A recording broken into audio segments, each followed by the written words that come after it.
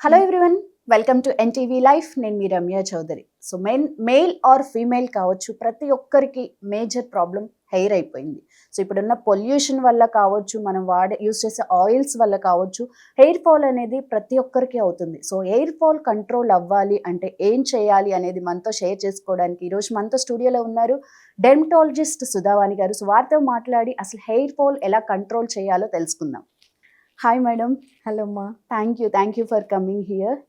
So నేను ఇందాక ఇంట్రోలో చెప్పినట్టు ప్రతి ఒక్కరికి మెయిల్ ఆర్ ఫీమేల్ కావచ్చు, మేజర్ ప్రాబ్లం హెయిర్ అయిపోయింది, ఎక్స్పెషల్లీ మేల్స్లో. సో ఆ బాల్ హెడ్ అనేది కనిపిస్తుంటే ఆక్వర్డ్గా ఫీల్ అయ్యే వాళ్ళు కూడా చాలామంది ఉన్నారు. సో అసలు హెయిర్ ఫాల్ కంట్రోల్ అవ్వాలంటే ఏం చేయాలంటారు? సో హెయిర్ ఫాల్ అనేది చాలా కామన్ ప్రాబ్లం. ఎస్. ఓకే, ఇప్పుడు మీరు అన్నట్టు ఏజ్ లిమిట్ అనేది లేదు. ఇంతకుముందు అట్లీస్ట్ మేము 10 years తర్వాత హెయిర్ ఫాల్ చూసేవాళ్ళం.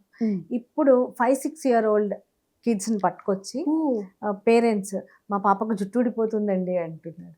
సో అంత కామన్ అయిపోయింది హెయిర్ ఫాల్ అనేది. ఒకప్పుడు అంటే హెయిర్ ఫాల్ ఎందుకు అవుతుంది, అసలు ఫస్ట్ హెయిర్ ఎందుకు పోతుంది? హెయిర్ అనేది స్టేజ్ అంటే హెయిర్ సైకిల్ అనేది ఒకటి ఉంటుంది, హెయిర్ సైకిల్ ఉంటుంది. ఈ హెయిర్ సైకిల్లో 3 phases ఉంటాయి: anagen phase, telogen phase and catagen phase అని. సో అనాజన్ ఫేజ్ అనేది గ్రోత్, సో గ్రోయింగ్ ఫేజ్, తర్వాత అది రెస్ట్ తీసుకుంటుంది, తర్వాత ఊడిపోతుంది. ఓకే. సో అనాజన్ హెయిర్ అనేది 3 months నుంచి 3 years వరకు ఉంటుంది. ఎవరికైతే 3 years ఉంటుందో they will be having long hair. Okay.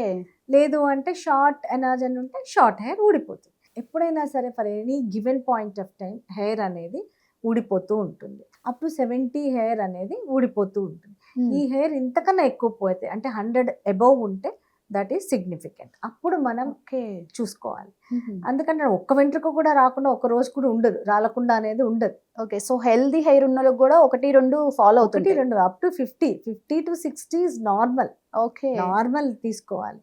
అంతకన్నా ఎక్కువ పోతే అప్పుడు అది అలార్మింగ్. సో దీనికి రీజన్స్ ఉన్నాయి, రకరకాల కాజెస్. ఇప్పుడు టీలోజన్ ఎఫ్లూవియం అని ఉంటుంది. ఇది ఏంటి అంటే ఎవరైనా సరే సడన్గా ఫీవర్, హై గ్రేడ్ ఫీవర్ వచ్చింది, సిక్ అయిపోయారు, లేదా క్రాష్ డైటింగ్ చేస్తున్నారు, ఫుడ్ సరిగ్గా తినట్లేదు, స్ట్రెస్ ఉంది ఏదన్నా, లేదంటే బాగా సిక్ అయిపోయి కోలుకున్నారు, వీళ్ళలో పోతుంది. దీన్ని టీలోజన్ ఎఫ్లూవియం అంటాం. ఇది మళ్ళీ వాళ్ళు సెట్ అయిపోయాక ఆటోమేటిక్గా హెయిర్ పెరుగుతుంది. కొంతమందిలో ఏమవుతుందంటే ఇలా సెట్ అవ్వకుండా ఆ హెయిర్ ఫాల్ అనేది కంటిన్యూస్గా పోతుంటుంది అనమాట. అది 6 months అయినా ఆగదు. 3 monthsలో సెట్ అవ్వాల్సింది 3 months, 6 months, 9 months హెయిర్ పోతూనే ఉంటుంది. అప్పుడు వాళ్ళకి చాలా థిన్నింగ్ వచ్చేస్తుంది. ఇప్పుడు ఇంత హెయిర్ ఉంటుంది మాకు, ఇది ఇంతే అయిపోయింది అంట. దాన్ని క్రానిక్ టీలోజన్ ఎఫ్లూవియం అంట. ఇది చాలా ఇంపార్టెంట్ ఫేజ్. ఇక్కడ ఖచ్చితంగా మెడిసిన్స్ వాడాలి, డాక్టర్ని కలవాలి. ఓకే. ఇది ఉమెన్లో కానీ మెన్లో కానీ ఉంటుంది. తర్వాత మెన్లో మీరు అన్నట్టు బాల్డ్ హెడ్. బాల్డ్ హెడ్ అనేది జెనెటిక్. ఓకే. ఓకే. సో అది వాళ్ళ జెనెటిక్, ఫెమిలియల్, ఇలా చాలా అంటే రీజన్స్ ఉంటాయి బాల్డ్ హెడ్. ఈ బాల్డ్ హెడ్ అనేది కూడా ఇప్పుడు చాలా ఎర్లీగా వచ్చేస్తాం. మనం ఇంటర్మీడియట్ నుంచే చూస్తున్నాం ఈ హెయిర్ లైన్ వెనక్కి పోవడం, రిసీడింగ్ అవ్వడం. ఇంతకుముందు 30s, 40sలో స్టార్ట్ అయ్యేది, ఇప్పుడు చాలా. పొల్యూషన్ రీజన్ అంటారా? పొల్యూషన్ వల్ల హెయిర్ ఫాల్ అయితే ఉంటుంది, కానీ బాల్డ్ హెడ్ మాత్రం జెనెటిక్ ఉంటుంది. కానీ ఈ హెయిర్ ఫాల్ అది 2 కలిస్తే ఇంకా తొందరగా more hair fall. Okay. So డెఫినెట్గా పొల్యూషన్ అంటే డైరెక్ట్గా కాకపోవచ్చు, బట్ ఇండైరెక్ట్గా పొల్యూషన్ ఎఫెక్ట్స్ హెయిర్. అది పొల్యూషన్తో హెయిర్ కూడా డ్రై అయిపోయి బ్రిటిల్ అయిపోతూ ఉంటుంది. సో సీజన్ బట్టి కూడా మనకి హెయిర్ ఫాల్ ఉంటుందా? ఎస్, డెఫినెట్గా. సో జనరల్గా వింటర్లో ఎక్కువ హెయిర్ ఫాల్ ఉంటుంది. వింటర్లో, అందుకే చాలా మంది వింటర్లో చాలా మంది హెయిర్ ఫాల్ కోసమే వస్తుంటారు. సో వింటర్లో ఎందుకు హెయిర్ ఫాల్ ఎక్కువ ఉంటుంది అంటే, ఒకటి డ్రై అయిపోతుంది అట్మాస్ఫియర్. ఎప్పుడైతే అట్మాస్ఫియర్ డ్రై అయిపోతుందో హెయిర్ కూడా బ్రిటిల్ అయిపోతుంది, బ్రేకేజెస్ ఉంటాయి, స్కాల్ప్ డ్రై అయిపోతుంది. దాంతోపాటు వింటర్లో ఈ టెంపరేచర్ చాలా తక్కువ ఉంటుంది కదా, సో బ్లడ్ సర్క్యులేషన్ తక్కువ ఉంటుంది. ఓకే. సో దాంతో కూడా హెయిర్ ఫాల్ ఉంటుంది. అండ్ చల్లగా ఉంది అనేసి అందరు బాగా హాట్ వాటర్తో హెడ్ బాత్ చేస్తారు. అవును. సో దాంతో కూడా హెయిర్ ఫాల్ వస్తుంది. అంటే hot water also damages your scalp. Okay. So మామూలుగా ఎంత టెంపరేచర్, ఎంత ల్యూక్వామ్ వాటర్తో చేస్తే బెటర్, కానీ హాట్ వాటర్తో చేస్తే అప్పుడు కూడా హెయిర్ ఫాల్. సో వింటర్లో we see more hair fall. Okay. So what about summer? సమ్మర్లో అంత హెయిర్ ఫాల్ ఉండదు, కానీ అంత సమ్మర్లో ఆయిలీగా ఉంటుంది, డాండ్రఫ్ ఎక్కువ అయిపోతుంది, అదర్ ప్రాబ్లమ్స్ ఎక్కువ అయిపోతాయి, సీబమ్ ప్రొడక్షన్ ఎక్కువ ఉంటుంది, వాళ్ళకి డాండ్రఫ్, ఇచ్చింగ్, ఈ ప్రాబ్లమ్స్ ఎక్కువ వస్తాయి. ఓకే. ఇప్పుడు శ్రీ స్కిన్ కేర్ క్లినిక్‌లో మనకి విజిట్స్ అనేవి మెయిల్ నుంచి ఎక్కువ పర్సెంటేజ్ వస్తుందా? ఫీమేల్ నుంచి ఎక్కువ పర్సెంట్ వస్తుందా? హెయిర్ ఫాల్ విషయంలో? హెయిర్ ఫాల్ విషయంలో ఈ మధ్యలో అయితే మెన్నే ఎక్కువ మెన్. వస్తున్నారు. ఎందుకంటే బాల్ హెడ్. ఓకే. సో వాళ్ళ హెయిర్ ట్రాన్స్‌ప్లాంట్ కానివ్వండి, లేకపోతే అదర్ ట్రీట్మెంట్స్ ఉన్నాయి. పీఆర్‌పీ, హుహు. జీఎఫ్‌సి, తర్వాత హెయిర్ ఎక్సోజోమ్స్ అని. సో ఈ ట్రీట్మెంట్స్ కోసం ఎక్కువగా విజిట్ చేస్తూ ఉంటారు. ఓకే. ఇప్పుడు అమ్మాయిలు చూసుకుంటే ట్రెండ్ ఏంటంటే హెయిర్ మంచిగా షైనీగా అవ్వడానికి అండ్ పొడవుగా పెరగడానికి అని చెప్పేసి మనకి మార్కెట్‌లో అయితే కెరటిన్ ట్రీట్మెంట్ అని, హెయిర్ స్ట్రైట్నింగ్, పర్మనెంట్ స్ట్రైట్నింగ్ అని అండ్ ఆ తర్వాత ట్రీట్మెంట్ తర్వాత కూడా కొన్ని కొన్ని లిక్విడ్స్ అంటే షాంపూస్ కానీ, షాంపూస్. కండిషనర్స్ గానీ యూజ్ చేస్తున్నారు. అసలు ఆయిల్ అనేది మన స్కల్‌కి అప్లై చేయట్లేదు. సో ఈ ట్రీట్మెంట్స్ అనేవి కరెక్ట్ అంటారా? డెఫినెట్‌గా ఈ హెయిర్ స్ట్రెయిటనింగ్ ట్రీట్మెంట్స్ కానివ్వండి, లేకపోతే కెరటిన్ ఉంది. కెరటిన్ ట్రీట్మెంట్, హెయిర్ బొటాక్స్ అంటారు. So yes. ఈ ట్రీట్మెంట్స్‌లో డెఫినెట్‌గా కెమికల్స్ యూజ్ చేస్తారు. So okay. దీంతో డెఫినెట్‌గా హెయిర్ డ్యామేజ్ బట్ అవుతుంది. వాళ్ళు ప్రోటీన్‌ని మీ స్కల్‌కి ఎక్కిస్తున్నాం అని ఎంత చెప్తారు. చెప్పినా కూడా it's chemical. Okay. It's chemical. So డెఫినెట్‌గా హెయిర్ డ్యామేజ్ అవుతుంది. తర్వాత హెయిర్ ఫాల్ ఎందుకుంటుంది? ఇఫ్ ఇట్ ఈస్ ఎ ఇప్పుడు ఎవరిని అడిగినా కూడా ఈ ట్రీట్మెంట్స్ అయితే డెఫినెట్‌గా హెయిర్ ఫాల్ అవుతుంది. ఎందుకు అంటే ఒకటి బ్రేకేజెస్ ఉంటాయి. ఓకే. తర్వాత హెయిర్ ఫాల్ కూడా ఉంటుంది. కానీ ఈ ట్రీట్మెంట్స్ తీసుకున్నాక కూడా జాగ్రత్తగా అంటే మెయింటైన్ చేస్తే you can restore your hair back. అది ఎలాగా అంటే ఒకటి ఈ ట్రీట్మెంట్స్ తీసుకున్న తర్వాత డయట్ అవన్నీ చూసుకోవాలి. హెయిర్ కేర్ అనేది చాలా ఇంపార్టెంట్.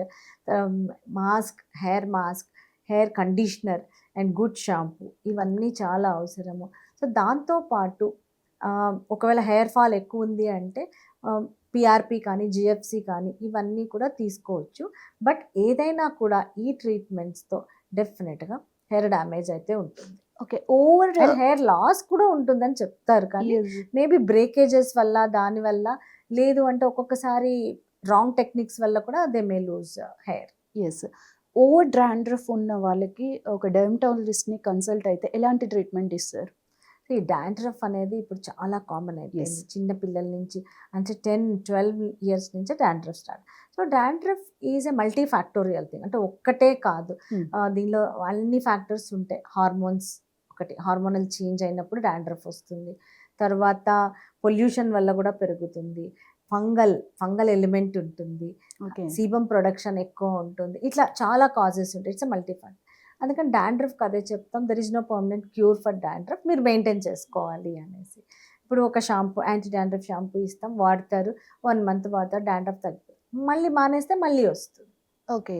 సో పర్మనెంట్ క్యూర్ లేదా అని అడుగుతూ ఉంటారు అవును. చాలామంది. కానీ పర్మనెంట్ క్యూర్ అనేది not possible. But we can control it very easily. Yes. So చిన్న చిన్న టిప్స్. ఒక యాంటీ డాండ్రఫ్ షాంపూ యూజ్ చేసుకోవడం. సీరమ్స్ ఉన్నాయి. యాంటీ డాండ్రఫ్ సీరమ్స్ అవి యూజ్ చేస్తే కూడా కంట్రోల్ అయిపోతుంది. ఓకే.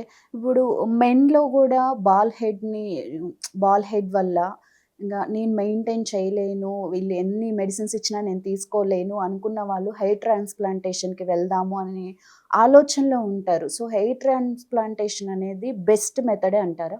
అంటే అన్ని ఆప్షన్స్ లేనప్పుడు హెయిర్ ట్రాన్స్‌ప్లాంటేషన్ అనేది బెస్ట్ మెథడే. ఎందుకంటే ఇప్పుడు చాలా మందికి బాల్ హెడ్ వచ్చాక ట్రీట్మెంట్స్ ఇస్తే వాళ్ళు ఒక 6-8 మంత్స్ వెయిట్ చేయాలి. ఓకే. కొంతమందికి చాలా కొద్ది మందిలో వాళ్ళు ఎన్ని ట్రీట్మెంట్స్ తీసుకున్నా కూడా వాళ్ళకి హెయిర్ రీగ్రోత్ అనేది ఉండదు. ఓకే. సో వాళ్ళకి best option is hair transplant. So side effects అనేవి ఉండవా? ఏమీ ఉండవు. ఓన్లీ అంటే ప్రాపర్‌గా డాక్టర్ దగ్గర చేయించుకుంటే ఏం సైడ్ ఎఫెక్ట్స్ ఉండవు. సో మినిమల్ ఏవో చిన్న చిన్నవి ఉంటాయి.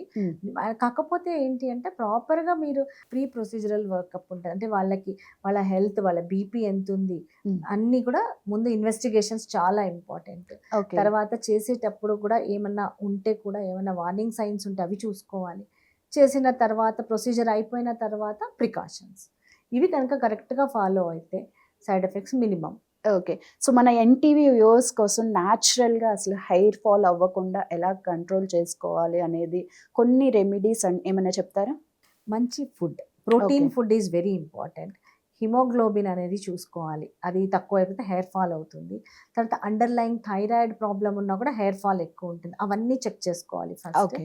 తర్వాత షాంపూయింగ్. సో హెయిర్ వాష్ అనేది వీక్లీ ట్వైస్ సరిపోతుంది. చాలామంది వారానికి 3-4 సార్లు డైలీ చేసేవాళ్ళు కూడా డైలీ ఉన్నారు. చేసి అప్పుడు హెయిర్ డెఫినెట్‌గా డ్యామేజ్ అయిపోయి హెయిర్ ఫాల్ ఉంటుంది. సో హెయిర్ వాష్ తర్వాత కండిషనర్ అనేది కంపల్సరీగా అప్లై చేసుకోవాలి.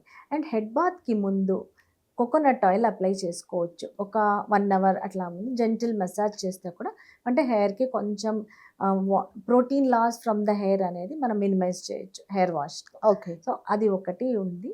తర్వాత అదర్ థింగ్ ఏంటి, డైట్తోనే మెయిన్ హెయిర్. ఎస్. అండ్ ఇప్పుడైతే హెయిర్ బ్రిటిల్ అవ్వకుండా హెయిర్ సన్ స్క్రీన్స్ కూడా ఉన్నాయి. కాకపోతే హెయిర్ స్ప్రేస్ ఇలాంటివన్నీ ఎక్కువ వాడితే హెయిర్ డెఫినెట్గా డ్యామేజ్ అయిపోతుంది. అవన్నీ కూడా మినిమైజ్ చేసుకుంటూ ఉన్న హెయిర్ అంటే వాట్ ఎవర్ ఏదైతే ఉందో దాన్ని మంచిగా చూసుకుంటే డెఫినెట్గా అంటే హెయిర్ అనేది చాలా ఇంపార్టెంట్ కదా, ఫేస్కి అందం ఇచ్చేదే హెయిర్. అవును. సో హెయిర్ని జాగ్రత్తగానే చూసుకోవాలి. ఇప్పుడు Yes. కొంతమంది చాలా టెన్షన్ పడిపోతారు, మొత్తం హెయిర్ పడిపోతుంది. సో హెయిర్ ఫాల్ ఆపడానికి చాలా ఉన్నాయి, చాలా సీరమ్స్ ఉన్నాయి, తర్వాత చాలా ట్రీట్మెంట్స్ అవైలబుల్ ఉన్నాయి. సో న్యాచురల్ అంటున్నారు కదా మీరు, చాలామంది ఈ మందారం ఆకు, ఉసిరి, తర్వాత అవన్నీ కూడా ఇంట్లో ఏవో చేసి పెడుతూ అవునవును. ఉంటారు. బట్ అవన్నీ చాలా mild minimal thing, nothing wrong in that. But ఏదైనా సరే ఎక్కువ చేస్తేనే మళ్ళీ ప్రాబ్లం అవుతుంది. చాలా మంది మనకి మెంతులు అప్లై చేసుకుంటారు అండ్ ఆనియన్ రసం పెట్టుకుంటూ ఉంటారు, దానివల్ల హెయిర్ గ్రోత్ అవుతుంది, హెయిర్ ఒత్తుగా ఉంటుంది అనే ఒక మిత్లో ఉంటారు. అది ఇవన్నీ అప్లై చేస్తే మనకి నిజంగా హెయిర్ గ్రోత్ అనేది ఉంటుందా? సో చాలా మంది ఇప్పుడు ఈ ఉసిరికాయలని ఏవేవో Apply అప్లై చేస్తున్నారు. చేస్తూ ఉంటారు. Mm. సో కొంచెం ఇప్పుడు మెంతులు, మందారం ఆకు ఇవన్నీ కూడా హెయిర్ స్మూత్గా అవ్వడానికి హెల్ప్ అవుతాయి, కానీ హెయిర్ గ్రోత్కి అయితే పెద్దగా యూజ్ ఏమీ ఉండవు.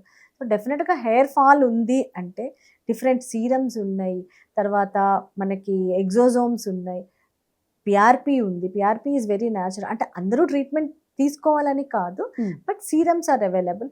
దాంతోపాటు మంచి ఫుడ్, ప్రోటీన్, తర్వాత ఫ్రూట్స్, హిమోగ్లోబిన్ని ఇంప్రూవ్ చేసుకోవడానికి గ్రీన్ లీఫీ వెజిటబుల్స్ ఇవి తింటే హెయిర్ బాగా పెరుగుతుంది. అండ్ స్ట్రెస్ మేనేజ్ చేసుకోవాలి. Yes.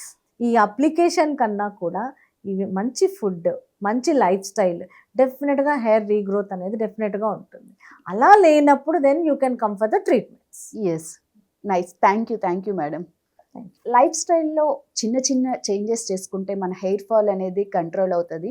And home remedies is fine, but major issue ఉన్నప్పుడు ఒక డెర్మటాలజీని కన్సల్ట్ అవ్వడం అనేది చాలా చాలా important. Stay tuned NTV life for new updates.